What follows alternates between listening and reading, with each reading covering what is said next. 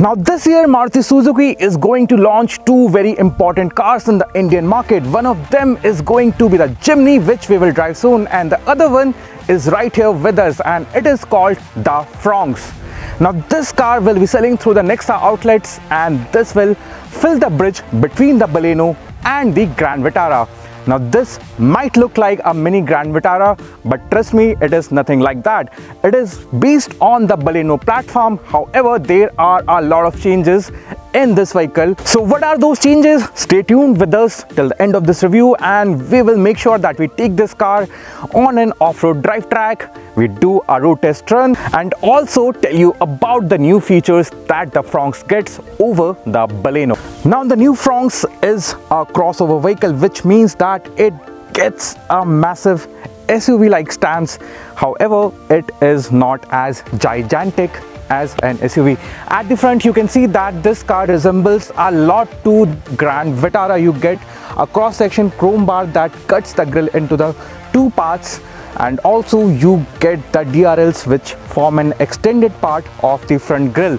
The DRLs, the LED DRLs, they also function as a turn indicator, as you can see right now. If I turn off the indicators, it will function as a regular DRL, and they are quite bright as well. Down below you get the headlamp cluster, and you have three lamps here: the high beam, the low beam, and the fog lamp functions as well. Everything is located in one single cluster. Down here you get a big massive skid plate, which is as wide as the width of the vehicle. Now if you see the Fronx from the front, it will have a masculine presence, and it will have a good road presence if you get to see one of these in your rear view mirrors. Now coming to the side, Maruti Suzuki is giving you the dual tone alloy wheels with the top end version of the Fronx. It is a 16-inch alloy wheel with a Goodyear tire, and the cross section of this tire is 195/60. It's a massive tire with good amount of sidewall, which means it gets you a cushioned ride. Now the wheel arches, they are squared off, and you get a chunky, a big thick amount of cladding on the side as well. Now behind that you get the very Nexa styled ORVMs with the integrated turn indicators, and you can see a slight bump here. These are the cameras for these 360-degree vision that we will show you how it works in a later part of this video. You get the request sensor on the co-driver side as well, and you get a chrome line starting from the A pillar right till the C pillar of this car. Now these are all blacked out just like all other Nexa cars, and you also get a good quality paint scheme. This is one of the best paint schemes, the best paint quality that Maruti Suzuki offers, and it does really good with the new Fronx. Now at the top of the car you get the roof carriers, the roof mounted carriers. However, you cannot load them with any kind of load. There is no sunroof around here, but what you get is a shark fin antenna on the rooftop, which adds a sporty, a very niche looking part to the Maruti Suzuki Fronx.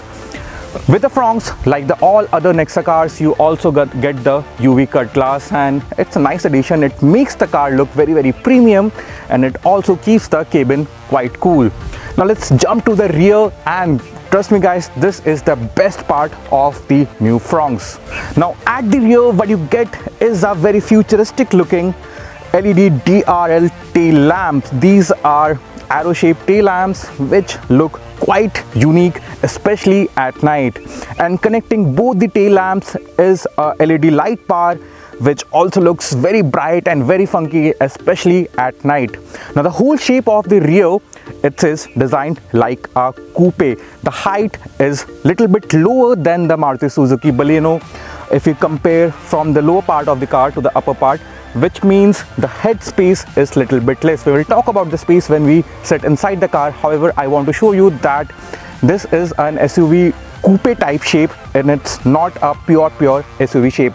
Now at the rear you also get a massive looking bumper, which is designed like a skid plate. It is all plastic, there is no metal around here, and it does add a lot of muscle to the car. So overall the new Fronx, it does look unique, and as I said before, it will grab a lot of attention on the roads as we saw while driving on the Goan roads.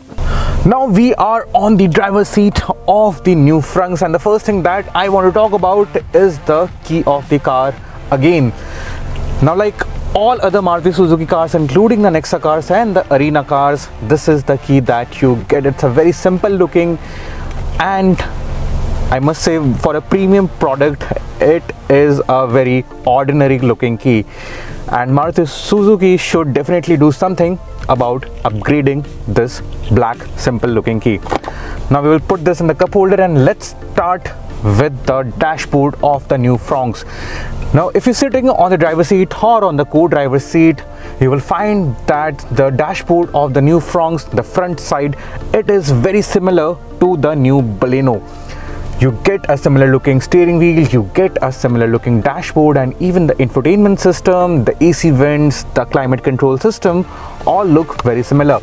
However, if I look at this product alone without looking at the Baleno, it is a very well designed product. It gets a layered dashboard with multiple colors stacked over each other, and it does look very good. You get hard plastic parts, however there is some shiny glossy material in the middle, and it does add a premium touch to the vehicle.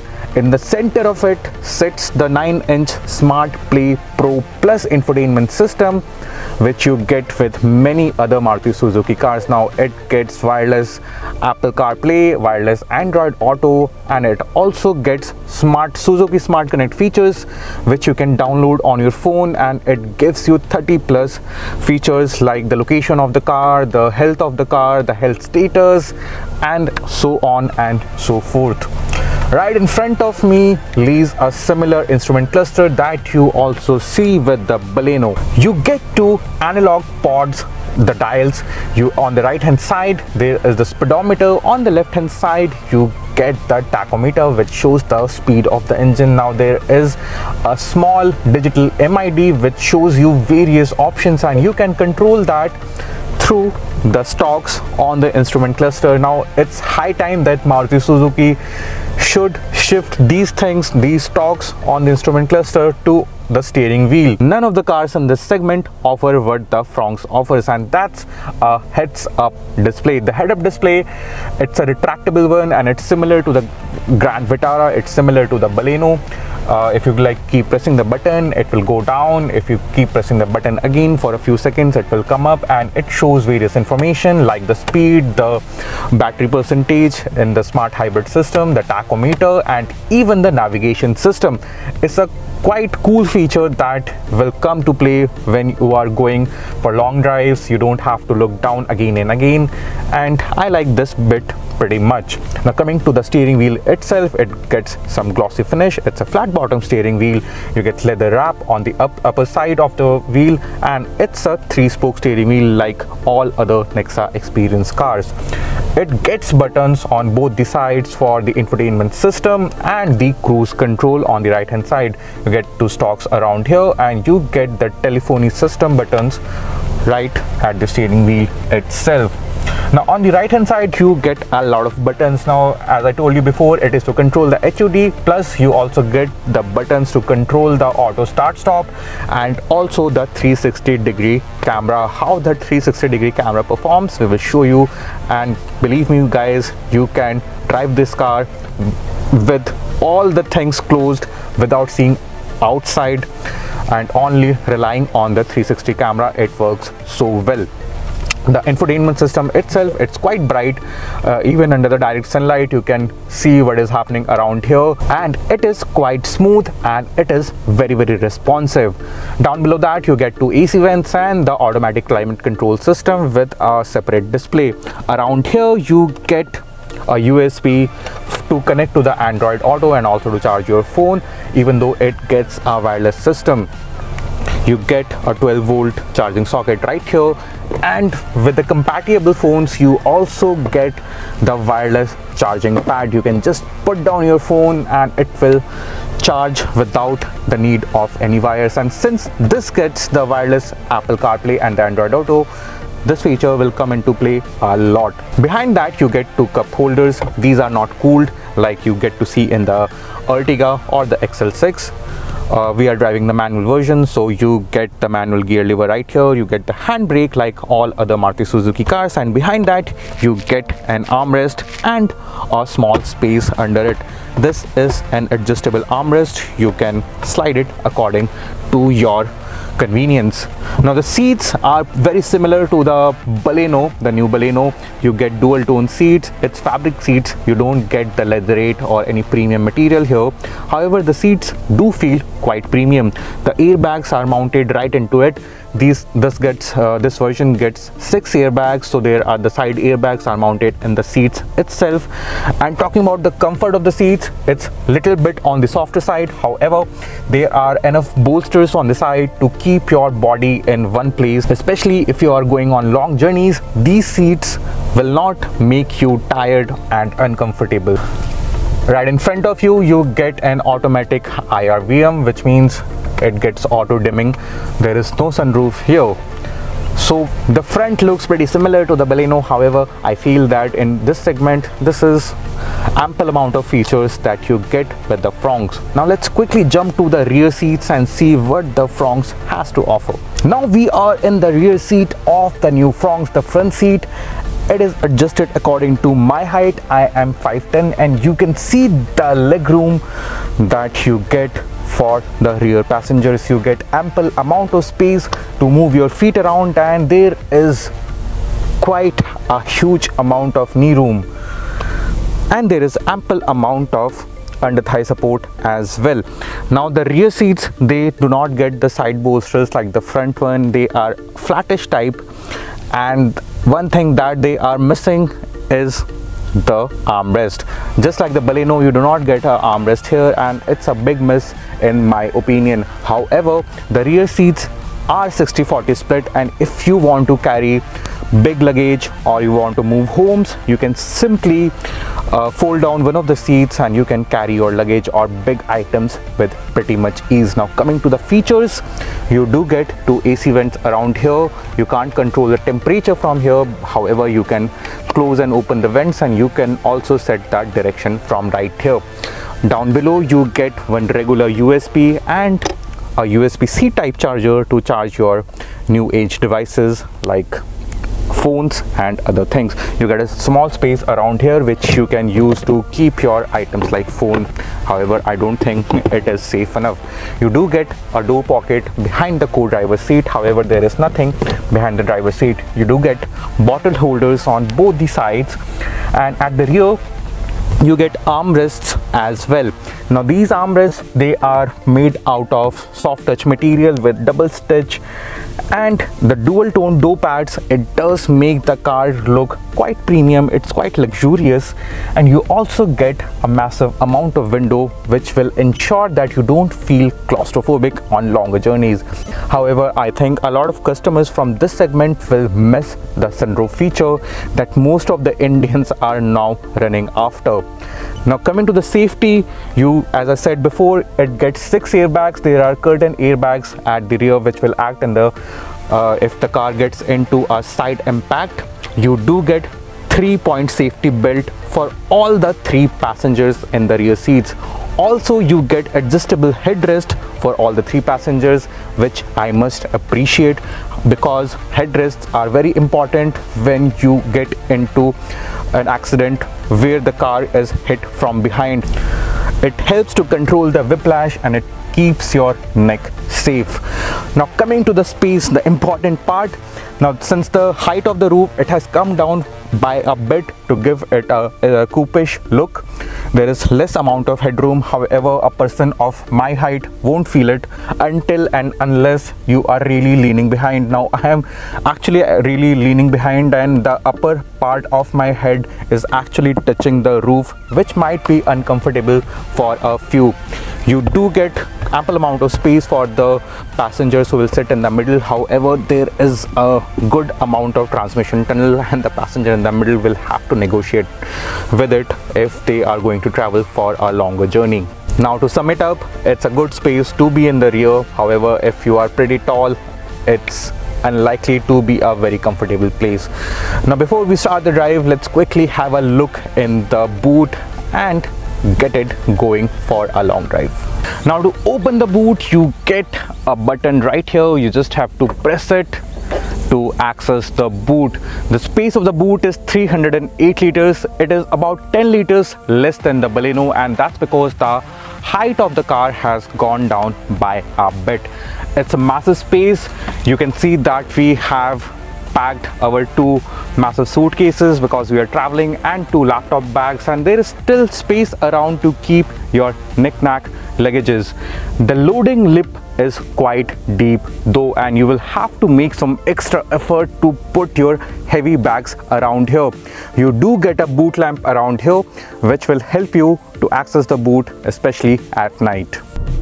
The new Fronx, it gets only petrol engine options just like any other Maruti Suzuki cars in the Indian market. There is 1.2 liter naturally aspirated petrol engine that is also available with Baleno and many other Maruti Suzuki cars. This one that we are driving is the more powerful version, and it is also the petrol turbocharged engine. This is the first time that Maruti Suzuki has introduced the Boosterjet engine after it got discontinued with the Baleno RS. So this is a 3-cylinder engine, and it generates a maximum power of 100 PS and peak torque of 147 Nm. It is available with a 6-speed automatic transmission and a 5-speed manual that we have got, and since we have got this variant, we will talk only about it in this video. So let's start with the engine behavior. The engine in itself, it's a 3-cylinder engine. It's very smooth. There is no idling, shaking, and it does feel a lot smooth even when the car is standing at standstill. The idling and all, it doesn't vibrate much. However, since it's a 3-cylinder engine, sometimes you will get to notice the loud exhaust or the loud sound that it makes. We have driven the car extensively throughout Goa, and we have completed almost 80 to 90 kilometers, but we haven't taken this car much on the open highways. So this car has remained on the first, second, third, and at max 4th gear. We haven't even engaged the 5th gear on the Goan roads. So first thing first, the engine doesn't have much of a turbo lag. However, it does come alive after 2000 RPM. Apart from that, the clutch is extremely light, and you will love driving this car around the traffic situations. Now coming to the gearbox, it's a 5-speed Maruti Suzuki standard gearbox that you also get with a lot of other cars. It's not exactly short throw, but it gets slotted to the gears quite well, and there are no false shifts in this transmission. I find it pretty nice to drive around. I hope that you will find it too. Now coming to the steering wheel, it's a typical Maruti. It's not very precise, it's not very sharp. It gets the job well done, especially if you are not an enthusiast. So if you move it around, there is a bit of play. However, I think while driving it around, you can manage it very well. Now coming to the suspension of this car has gained about 30 kilos over the Baleno, and also gets an increased ground clearance. For that, Maruti Suzuki has tweaked the suspension, especially the rear ones. So the suspension have become little stiffer. However, there is ample amount of body roll, especially if you are doing high-speed turns. So even with the firm suspension setup, the Maruti Suzuki Fronx, it remains very comfortable even on the rough patches or while going over the speed breakers. Now coming to the end, you have seen the new Maruti Suzuki Fronx in different environments. You have seen how it performs, how fun it is to drive, how spacious it is, and how it does on the off-road sections. Maruti Suzuki has positioned the new Fronx between the Baleno and the Grand Vitara, and in our opinion, this will be the perfect choice for the people who will want a car with a higher ground clearance but don't have a budget for the Grand Vitara. In short, the Fronx will be the perfect choice for the people who want a Baleno with a higher ground clearance. Now the only mystery remains, about this car is the price. In our opinion, this car will get a price tag of about 14 lakh rupees on road for the top end variant that we have with us right now. What do you think about this? What are your guesses about it though? Do let us know in the comment section, and as always, do not forget to subscribe to the Car Talk channel and press the bell icon to get regular updates. Now that we have seen how the new Maruti Suzuki Fronx does on the road, let's take this car on the off-road track and see how the ground clearance and everything helps to go around this dirt track.